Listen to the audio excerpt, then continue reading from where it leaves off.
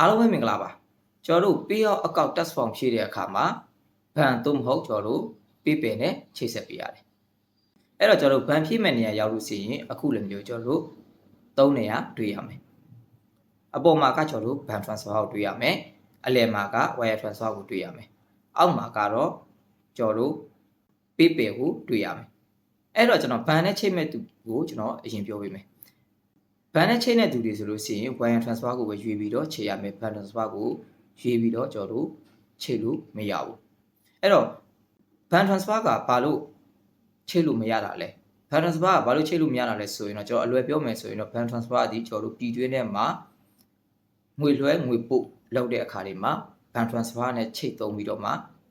ကျွန်တော်တို့အသုံးပြုလို့ရတယ်တကယ်လို့ကျွန်တော်တို့ကဒီ payout ကောက်ကိုချိတ်ဆက်တော့မယ်ပေါ့နော် Facebook ရဲ့ payout ကောက်ချိတ်ဆက်တော့မယ်ဆိုရင်တော့ wire transfer ကိုပဲကျွန်တော်တို့ရွေးချယ်ပြီးတော့မှချိတ်ဆက်အသုံးပြုရမယ်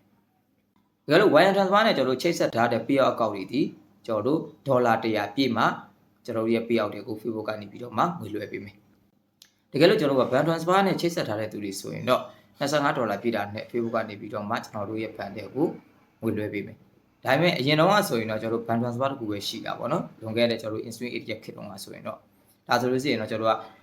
ဒီ bank transfer နဲ့ရွေးထားတဲ့သူတွေက$25ပြည့်တာနဲ့ကိုယ့်ရဲ့ payout တွေကို Facebook ကနေပြီးတော့မှကိုယ့်ရဲ့ bank တွေကိုငွေလွှဲပေးမယ်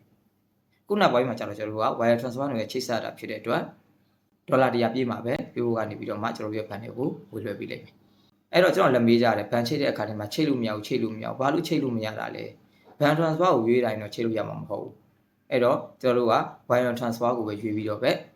ချိတ်ဆက်ရလိမ့်မယ်ဒါဘယ်သူပဲဖြစ်ဖြစ်ပေါ့နော်ကျွန်တော်ကတော့ဘာဘဏ်နဲ့ပဲချိတ် wire transfer ကိုပဲရွေးချယ်ပြီးတော့ချိတ်ဆက်ပါလို့ပဲပြောချင်တယ်အဲ့တော့ကျွန်တော်တို့ PayPal နဲ့ချိတ်ဆက်မဲ့သူတွေဒီကျွန်တော်တို့အဲ့မှာတတိထားမှာတစ်ချက်ရှိတယ်ကျွန်တော်တို့ PayPal ဖွင့်တဲ့အခါမှာကိုယ့်ရဲ့ passport ထဲမှာရှိတဲ့နာမည်နဲ့ကိုယ့်ရဲ့နာမည်အရင်နဲ့ဒီ PayPal နာမည်နဲ့ကိုကျွန်တော်တို့တူညီအောင်ဖွင့်ပေးရမယ်တကယ်လို့ကျွန်တော်တို့က PayPal နာမည်နဲ့ကျွန်တော်တို့ password ထဲမှာရှိတဲ့နာမည်နဲ့မတူညီဘူးဆိုရင်တော့ကျွန်တော်တို့ PayPal ကိုလည်းချိတ်ဆက်လို့ရမှာမဟုတ်